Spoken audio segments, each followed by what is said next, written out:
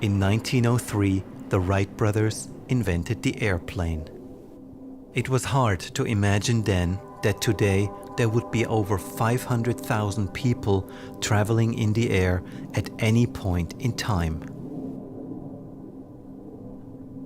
In 2008, Satoshi Nakamoto invented Bitcoin and the blockchain.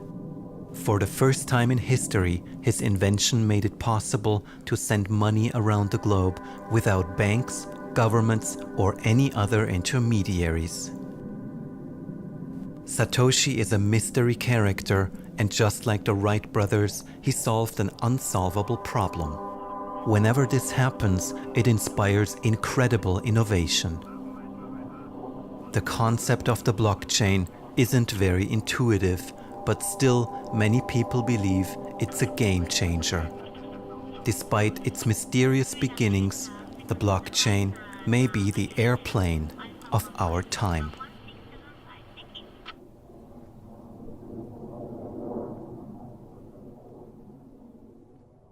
I found out about blockchain first, as most people around that time were, through Bitcoin. And personally, at first, I thought that Bitcoin was an absolutely terrible idea. I was teaching at Stanford back in 2010, and a teaching assistant for the class sent me an article. She said, oh, there's this really cool thing. It's open source money. And I remember thinking, open source money, isn't that cool? But it'll probably never work. I did what most people do the first moment they are exposed to Bitcoin. I discounted it. I thought this was silly internet money. You could mine it. It's like a golden goose. It took me about a year to really re-explore the technology. And so by 2012, I did what I tell most people to do today, is turn off your phone, lock your door, and study this technology for a day. It's the best advice I could give. I was on a sabbatical from work and decided I'd take a year off, live off some savings, figure out what I want to do. It was there that I discovered this little orange icon with a bee in the middle. I said, what is this strange thing? So I started looking, okay, Bitcoin, interesting. That was about 2012, 2013. And I haven't left the space since. I've just continued further and further down the blockchain rabbit hole, if you will. And I've been pleasantly surprised and had no reason to crawl my way back out and find another technology. There's a point at which it's almost like you can't stop. It just gets so interesting, and you're so fascinated by it, and you just want to learn more and more and more. And even, by the way, to this day, it's almost, there are new developments, there are new ways of solving problems, new approaches, and it's very exciting to be in this world. It feels really exciting to be involved in blockchain. Feels like we're at the forefront of something that has at least the potential to transform our interactions between each other, between corporations, the underlying infrastructure of both the private sector, but also of government. For me, part of the fascination is that we don't yet know exactly what this thing is, and yet there was still lots of people gathering around it. I thought of it as like, a space rock that crashed on Earth, right? You'd have a bunch of people that gather around, and they're all pointing, what is this thing? You don't really know what it is, but it's still very interesting.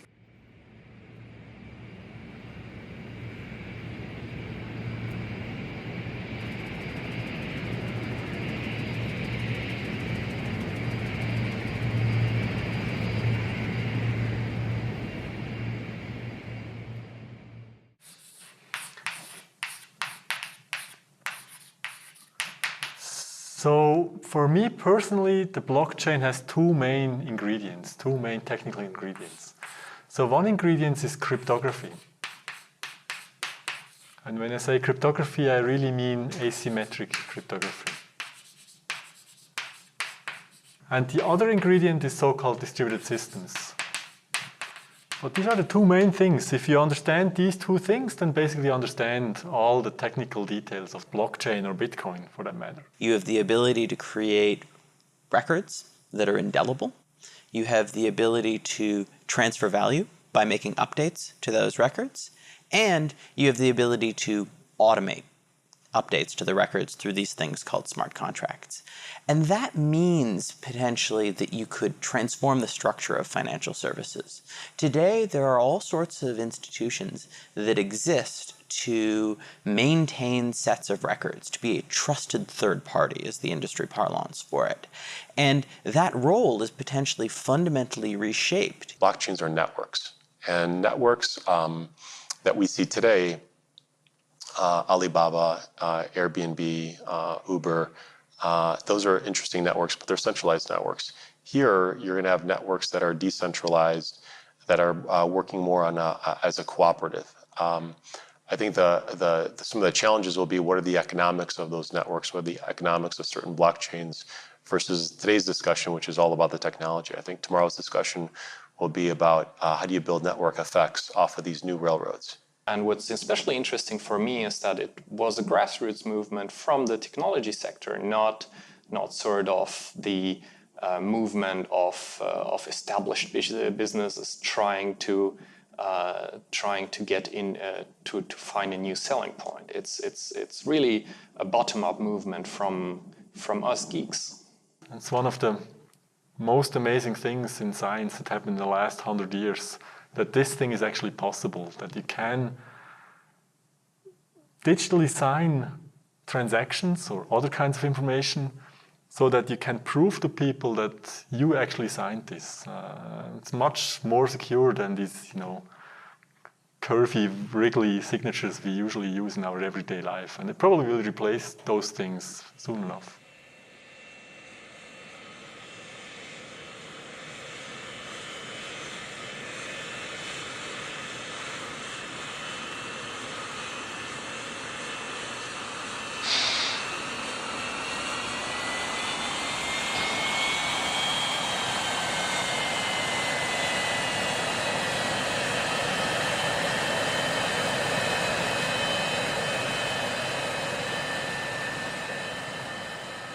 We spent 2 years trying to understand this space and what it really meant, and we found out that it meant a lot more than just another digital currency. It actually, as the blockchain became more influential in our thinking, we began to realize that it was a profound shift in how the internet could be used to create new forms of value, and how it could be used to enfranchise, and include people in global finance. We've had the internet for years now, and on the internet, still nobody knows whether you're a dog or not. Identity fraud is completely out of control, data breach. So, the area where we need some new thinking is in the sort of in the identity space. And so maybe the technology brings something new into that space.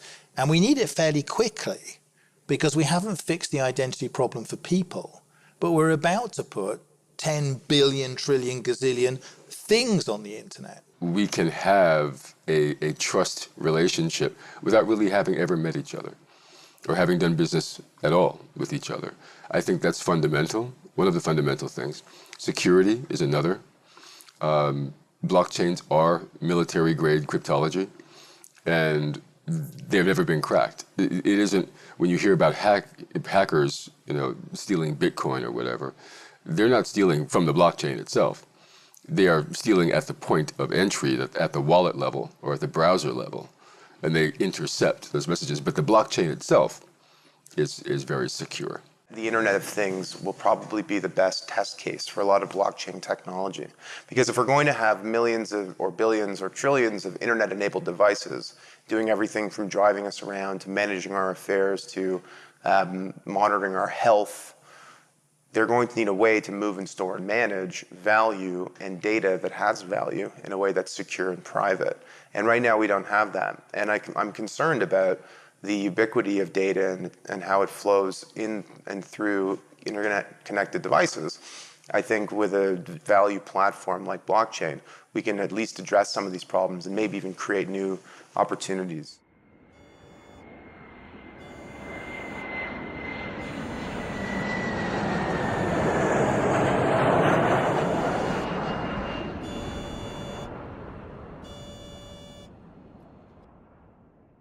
cannot sit in our office and study and whatever. Of course, we do that as well, but we need to go out. We need to participate in this whole blockchain community. And honestly, what is very new to me, especially the younger person in my team, how enthusiastic they are about that. So if there is a hackathon, for example, organized, whatever, they never come to me and say, "Jan, can I go there? Can I get some money for that?" They just go. They're just so interested. They just go and participate and share what they learned, and we have further discussion. And I believe this is really a new way also for us how we deal with this kind of new technology. We are really in the middle of it. Nobody tells us what to do. It's really we together shaping, let's say, what the ambition, what we stand for in the end for blockchain. We need to be much more technological. We need to have an awareness of how something is programmed in order also to check if the programming is correctly or not. So these might be a kind of capabilities that at the moment we have, but not in the way that it's needed for the future. So I think in the future you always need to have a kind of IT or technological link to the things in order to understand them.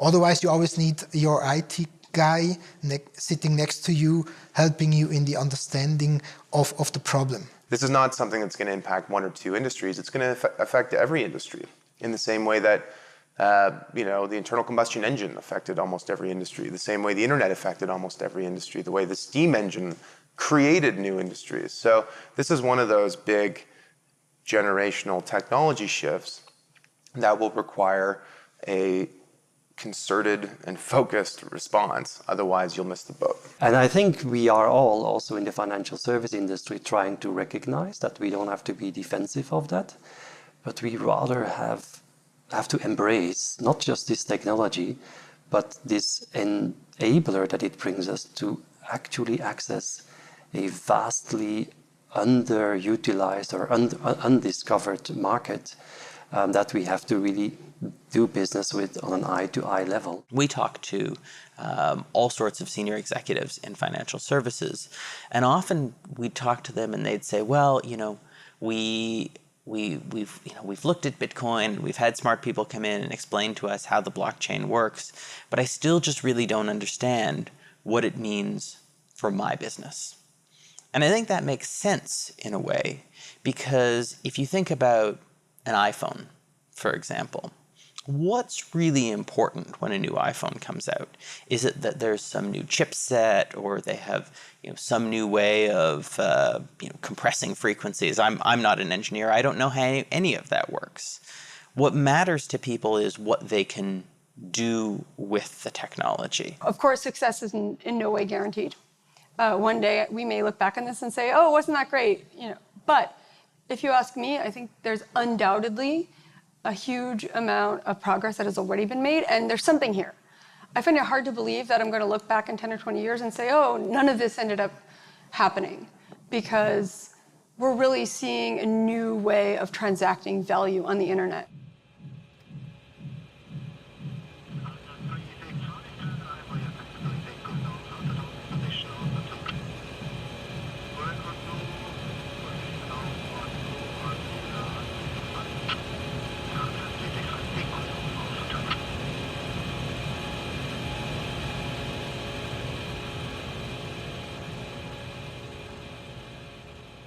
I know how big financial institutions work. First of all, they're not going to run out and do something reckless with technology. This is people's money and livelihood that they're working with, right? So these are slow upgrade processes.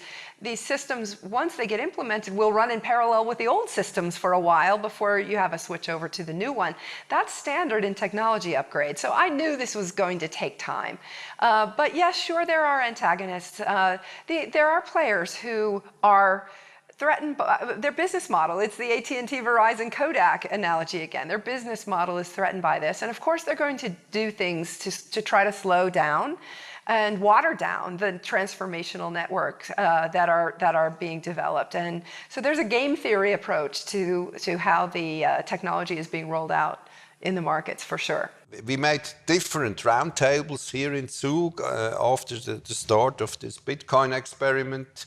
And for example, we invited banks which are living here in Zug, people from Zug, bankers from Zug, and we tried to connect them with people of the Zug Crypto Valley. And okay, they have been talking together, but these bankers were not so very happy. Okay, they said there are different things with law, and it's not so easy for us. But it's also a question of attitude. I think it's the same thing as for our city, for our administration. The banks have to get ready. And I know that in a way they are defensive, but on the other hand, they have, in research, they have made teams which face these questions. And maybe they are waiting a little bit now, but they can't deny it, I'm sure. I think there's going to be a lot of disruption, a lot of revolution with respect to blockchain-based technologies. And what that's going to drive is not necessarily banks worrying about other banks being competitors. What banks worry about is the bank of one. You know, the next generation of a banking network that's resident on a phone, that's decentralized, that's distributed, and is based on a digital token, a digital asset that's not necessarily issued by a bank or a government or anybody else. So it creates all these different permutations and opportunities, not only for enterprises and governments, but also for society. We see a lot of examples of banks and consulting companies and other big four audit firms talking about how they can strip cost out of the business of, I don't know, trading in public markets or, whatever it might be. But if you take the example of public markets, how can you cut cost out of a market that doesn't exist in the future? What if the trading of securities happens peer-to-peer in the marketplace that doesn't have the traditional intermediaries of exchanges and brokers and agents and escrow agents and clearinghouses and all these other parties that we rely on?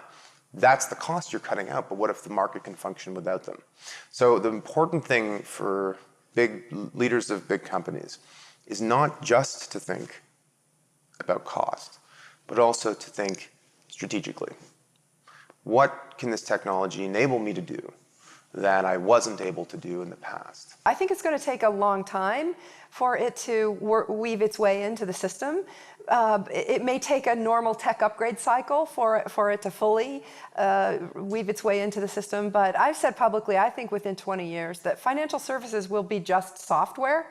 And the smart contracts technology in particular is going to automate a lot of the things that institutions and people handle today.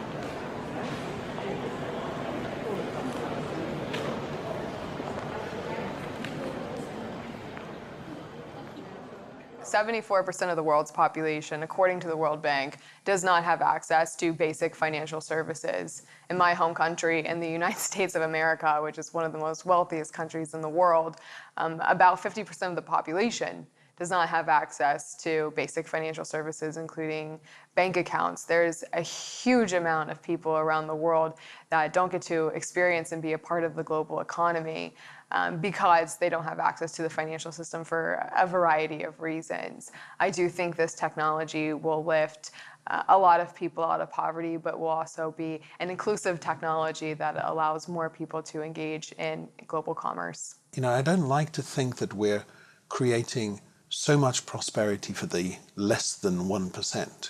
I like to think of purpose-led businesses. And by the way, that's the trick, I think, for large corporations, is to understand that the cost efficiencies of embracing this new technology will potentially widen their accessible markets at a cost that's reasonable.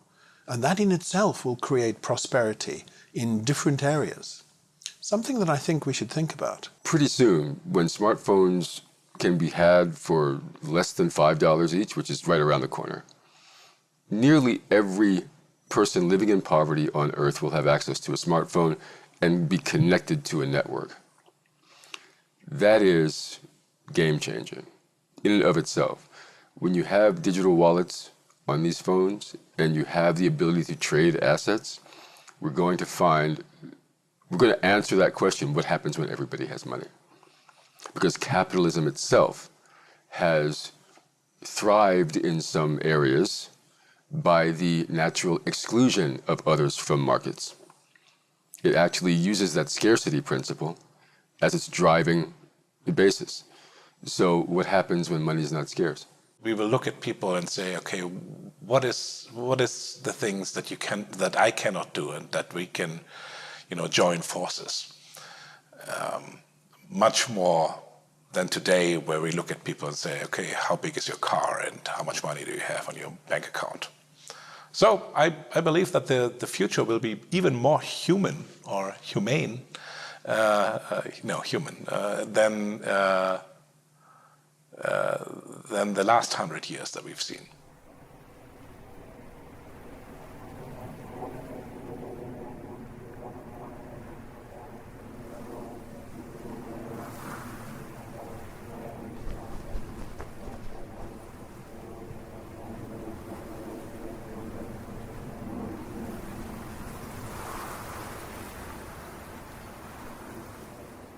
So I don't think blockchain is a revolution. I think it has been done forever, like for 40 years, which is really forever in computer science in my domain. So both parts, both ingredients, the security and the distributed systems have been around since the 70s, basically, since the early 70s. And this is not a revolution. But the revolution, in some sense, or the evolution is that jobs will change. That's something I believe in, that jobs will be, digitized in some sense. Computers will do a lot of the manual labor that we still see in this kind of service domains today. It's called the fourth technological revolution, and I think we are at the beginning of such a revolution just now, and that's why we don't close the eyes. And some people say, okay, there will be much trouble, people will lose their work and everything, jobless people. And I'm sure it will happen, but it's better we face it than we deny it. Offshore working or automation or robots, are they threatening our work? And it's a real life question when your own son, who's prepared to go to get an advanced education, asking you that question. And I concluded that yes, I do have a genuine answer, that it's not threatening. It is forcing us to think a little bit different, but if we do it smarter, we actually give also the next generation a great new opportunity to actually reinvent why they get up every morning and why they go to work, and make sure they really make best use of the degree they studied for and the things they really want to do in life. I want to make the world better, just better. Okay, and whatever my measure of better is, or yours, is what might be valued by society.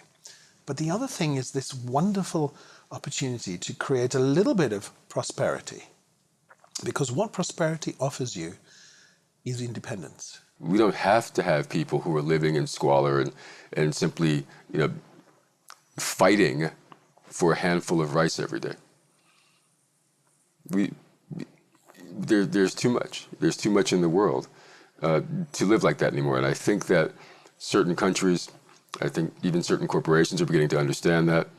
And certainly this movement, this blockchain movement, is the technology underpinning, the technology part of that mindset which exists offline as well. The idea is out, and if it's not being realized here, it may be realized there, or even in the internet, uncontrollable.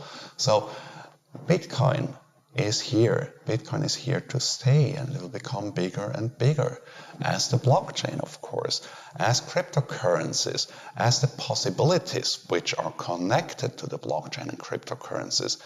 That's out of the box, and the whole system does not need any government.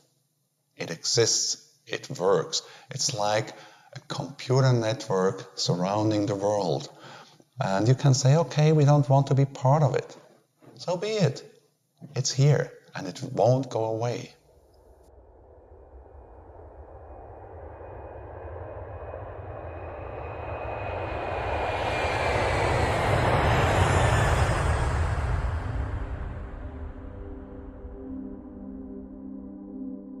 I feel like this is a generational opportunity for entrepreneurs and investors. And I quite frankly have not seen something as exciting in my entire investment career. Let's try to build a new system that has better trade-offs, that has better features, that has less downsides. And let's make it work. Now the pendulum's going to swing back. And what that's going to do is, frankly, make confidence in capital markets higher. Blockchain has enormous potential implications outside of financial services. And we might even actually see the full-scale implementation of some of those more real-world applications leapfrog financial services. This invention, when it came up in the 70s, this is really one of the totally groundbreaking ideas, right? It will change society for sure in many domains. It already has changed society in the sense that the internet is in some sense a secure place that you can, make transactions on the internet. The potential for creating trust, or even permissionless trust, within the internet, that's something that we haven't had before. And so its impact on society, on business, on government, could be profound. Blockchain is, to be fair, nearly 10 years old. But I think it's got another 10 years to run before we really see what its long-term impact is. I think it's going to be a long, much more steady journey that we go down. And you're going to see multiple technologies inspired by this thing. Blockchain technology is not the solution to all the problems under the sun. And I think as it matures, we will begin to see its potential benefits, but also its limitations. You can deny it or you can face it. And we always said we have to face it because these things are coming up if we want or not. I've really seen very long-standing partners when they saw the whole opportunity really to change, to say, hey, I don't understand everything, but I understand there is something behind, so we need really to go forward. That's really great. People often say that necessity is the mother of invention, but I like to say that necessity is also the mother of adoption. Because if there's a real use case that people need a technology for, well, they'll start using it. I started with Commodore, we had Atari, we had Apple. At some point in time, Windows came, and everybody just started to use Windows without asking what is the code behind it? What is the code behind moving the mouse? We have a whole lot of possibilities. Everything will change. It's like, in my opinion, the possibilities are endless, and it reminds me a little bit of the situation as if we all of a sudden have two huge inventions or three inventions in one moment. We actually are living a very interesting window of opportunity, and I'm surely very, very excited to fully embrace that. And even one little step can be a great step for mankind. And I think that we are exiting the industrial age and that we are entering an age that we still have to name. Where that will take us, I think, is very hard to tell at this point, but my suspicion is it means a sort of resurgence of the notion of community. It absolutely feels like a whole new paradigm for changing the world. Yeah, we're at a crossroads. We're at a crossroads here. We have the wherewithal now to create technology that would actually help the entire human race. The question is, will we do it? But we can do it now. There's so much innovation that blockchain technology has spurred all throughout the world, and I have absolutely no doubt in my mind that this technology is going to affect everybody. I would say in 10, 20 years time frame, there won't be a human being whose life is not impacted by this technology.